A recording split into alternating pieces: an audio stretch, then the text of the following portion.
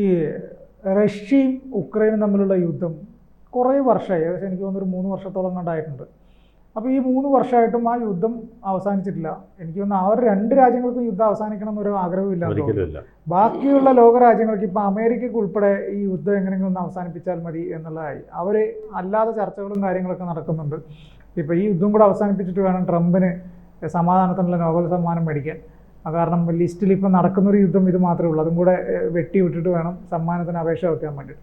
പക്ഷേ ഇപ്പോൾ ഇരു രാജ്യങ്ങളും അവരുടെ എതിർ രാജ്യത്തിൻ്റെ കുറേ സ്ഥലം പിടിച്ചടക്കി എന്നുള്ള രീതിയിലൊക്കെ പറയുന്നു. ഇപ്പോൾ ഉക്രൈൻ പറയുന്നു റഷ്യയുടെ കുറേ ഭാഗങ്ങൾ ഞങ്ങൾ പിടിച്ചടക്കിയിട്ടുണ്ട്, റഷ്യ പറയുന്നു ഉക്രൈനിലെ കുറേ ഗ്രാമങ്ങൾ ഞങ്ങൾ കൈയടക്കിയിട്ടുണ്ട് എന്ന് പറയുന്നു. ഇത് എന്താണ് പിഞ്ചട? ഇതിൽ എന്തെങ്കിലും വസ്തുതയുണ്ടോ?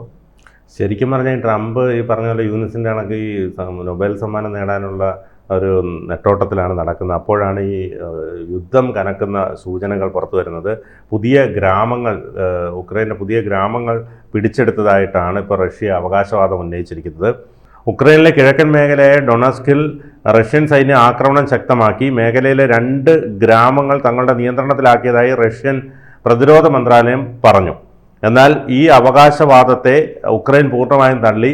ഉക്രൈൻ സേന ഒരു ഗ്രാമം തിരികെ പിടിച്ചെടുത്തുവെന്ന് കീവ് അധികാരികൾ അറിയിച്ചിട്ടുണ്ട്. അപ്പോൾ റഷ്യൻ പ്രതിരോധ മന്ത്രാലയം പുറത്തിറക്കിയ പ്രസ്താവന പ്രകാരം കിഴക്കൻ ഉക്രൈനിലെ മുന്നണി പോരാട്ടത്തിൽ തങ്ങളുടെ സൈന്യത്തിൽ കാര്യമായ മുന്നേറ്റം ഉണ്ടാക്കാൻ സാധിച്ചു. ഡൊണസ്ക് മേഖലയിലെ 2 പുതിയ ഗ്രാമങ്ങൾ നമ്മുടെ നിയന്ത്രണത്തിലായിരിക്കുകയാണ് റഷ്യൻ മന്ത്രാലയം ഇത് സംബന്ധിച്ച് വ്യക്തമാക്കിയിരിക്കുന്നു.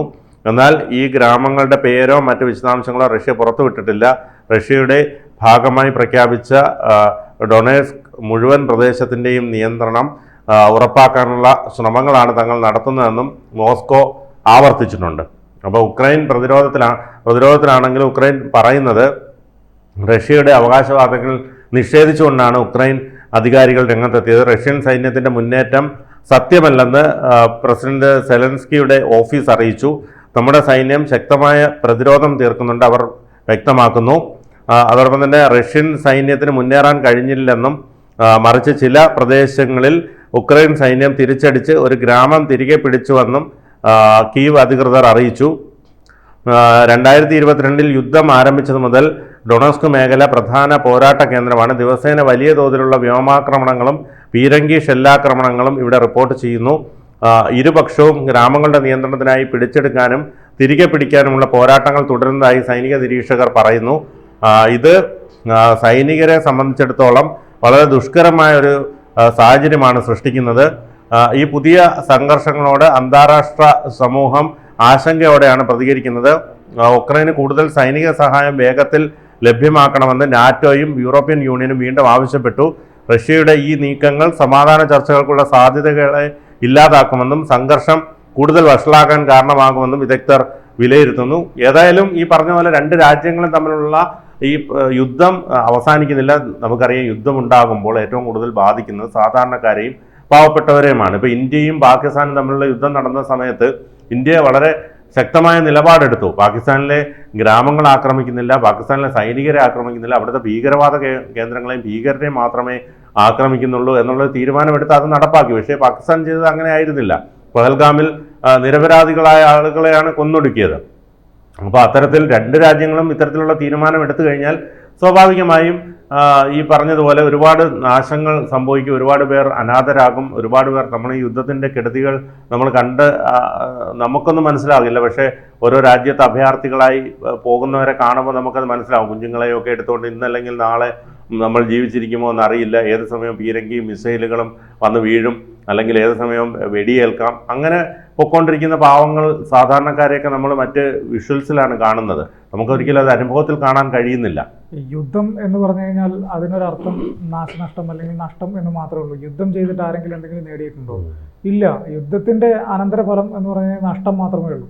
അപ്പം ഇന്ത്യയും പാകിസ്ഥാനും തമ്മിലുള്ള യുദ്ധം കഴിഞ്ഞ സമയത്ത് ഇന്ത്യ ഒരു നയതന്ത്ര സംഘത്തെ വിദേശ രാജ്യങ്ങളിലേക്ക് അയച്ചത്, എങ്ങനെയാണ് നമ്മളെ യുദ്ധത്തെ അഭിമുഖീകരിച്ചത്, എന്താണ് നമ്മൾ ചെയ്തത് എന്ന് പറഞ്ഞിട്ട് ഇന്ത്യ വിശദമായ കാര്യങ്ങൾ അറിയിച്ചിട്ടുണ്ട്. അതേപോലെ തന്നെ പാകിസ്ഥാനും ഒരു സംഘത്തെ വിവിധ രാജ്യങ്ങളിലേക്ക് അയക്കുകയും ചെയ്തിട്ടുണ്ട്. അപ്പം ഇരു രാജ്യങ്ങളും അവകാശപ്പെട്ടു. പക്ഷേ ഇന്ത്യയുടെ ഭാഗത്തു നിന്ന് അങ്ങനെ ഒരു അവകാശവാദം ഇല്ലെങ്കിൽ പോലും പാകിസ്ഥാൻ അവകാശപ്പെട്ടത് ഇന്ത്യയിൽ ഞങ്ങൾ വലിയ നാശനഷ്ടം വരുത്തി, അവർക്കിനി ഒരു തരത്തിലും തിരിച്ചടിക്കാൻ പറ്റാത്ത വിധത്തിലുള്ള നാശനഷ്ടങ്ങൾ ഞങ്ങൾ ഉണ്ടാക്കി, അവരുടെ വിവിധ മേഖലകളെ നമ്മൾ തകർത്തു എന്നുള്ളതാണ്.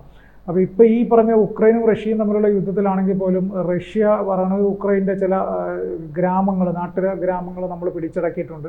ഉക്രൈൻ പറയണു അവർ പിടിച്ചടക്കിയെന്ന് അവകാശപ്പെടുന്നത് ഞങ്ങൾ തിരിച്ചു പിടിച്ചിട്ടുണ്ട് എന്നത്. മുൻപ് അറിയാമല്ലോ നമുക്ക് കാർഗിൽ യുദ്ധം എങ്ങനെ ഉണ്ടായത്. കാർഗിൽ അവർ പിടിച്ചെടുക്കാനുള്ള ഒരു ശ്രമം നടത്തിയപ്പോഴാണ് നമ്മൾ തിരിച്ചടിച്ച് അവരെ ഓടിച്ച് നമ്മൾ ആ സ്ഥലം നമ്മുടെ കൈവശമാക്കിയത്.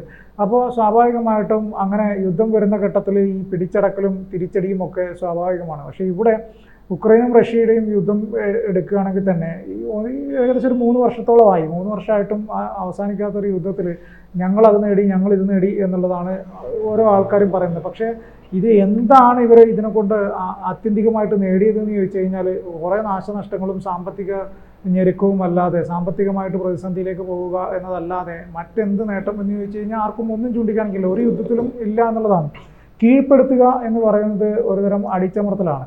അപ്പോൾ ഇപ്പോൾ റഷ്യ തന്നെയാണെങ്കിൽ അവർക്ക് സൈനിക നാശനഷ്ടം ഇല്ല. അതിൻ്റെ പ്രധാനപ്പെട്ട ഒരു കാരണം എന്ന് വെച്ച് കഴിഞ്ഞാൽ അവർ സാധാരണ സിവിലിയൻസിനെയാണ് ഇപ്പം ഉക്രൈനുമായിട്ടുള്ള യുദ്ധത്തിന് സൈനികരായിട്ട് തിരഞ്ഞെടുത്തിട്ട് റിക്രൂട്ട്മെൻറ്റ് നടത്തിയതിന് ശേഷം യുദ്ധം നടത്താം. അപ്പോൾ ഉക്രൈൻ്റെ തിരിച്ചടിയിൽ സൈനിക നാശനഷ്ടങ്ങൾ സംഭവിച്ചാൽ പോലും അത് യഥാർത്ഥ സൈനിക നാശനഷ്ടമല്ല, അവർക്ക് സാധാരണക്കാരാണ് മരിച്ചു പോകുന്നത്. അപ്പം എല്ലാ കാലത്തും ഓരോ യുദ്ധങ്ങളിലും നാശനഷ്ടങ്ങൾ ഉണ്ടാക്കും. ഇറാൻ്റെ ആ യുദ്ധത്തിൽ ഇറാനും ഇസ്രായേലും തമ്മിലുള്ള യുദ്ധം, ഇസ്രായേലിന് എന്താണ് സംഭവിച്ചത്? ഇസ്രായേലിലെ ഒരു ചെറിയ പട്ടണമാണ്. അവിടുത്തെ അതിനി നിർമ്മിച്ചു വരണമെങ്കിൽ ലക്ഷക്കണക്കിന് രൂപയുടെ നാശനഷ്ടം സംഭവിച്ചുകൊണ്ട് അത്രയും രൂപ അവർ കണ്ടെത്തണം. അതുകൊണ്ട് അവർ NGO ഏർപ്പെടുത്തിക്കുകയാണ് ഇവിടെ പുനർനവീകരിക്കാൻ വേണ്ടിയിട്ട്, സാമ്പത്തികം കണ്ടെത്താൻ വേണ്ടിയിട്ട്. 10,600ഓളം കുടുംബങ്ങളെ മാറ്റിപ്പാർപ്പിച്ചു, 40,000ഓളം കെട്ടിടങ്ങൾ നശിച്ചു, അവർക്ക് അവരുടെ യുദ്ധത്തിന് വേണ്ട യുദ്ധ സാമഗ്രികളെല്ലാം നശിച്ചു, അമേരിക്ക കൊടുത്തതും എല്ലാം തീർന്നുപോയി അവർക്ക് പൈസയില്ല. അപ്പം ചുരുക്കി പറഞ്ഞു കഴിഞ്ഞാൽ ഈ പറഞ്ഞതുപോലെ തന്നെ ഒരു യുദ്ധം അതിൻ്റെ അനന്തരഫലം എന്ന് പറഞ്ഞാൽ നാശനഷ്ടം മാത്രമേ ഉള്ളൂ, അതിനപ്പുറത്തേക്ക് വേറെ ഒന്നും ഒരു രാജ്യങ്ങളും നേടുന്നില്ല എന്നുള്ള അവസ്ഥ.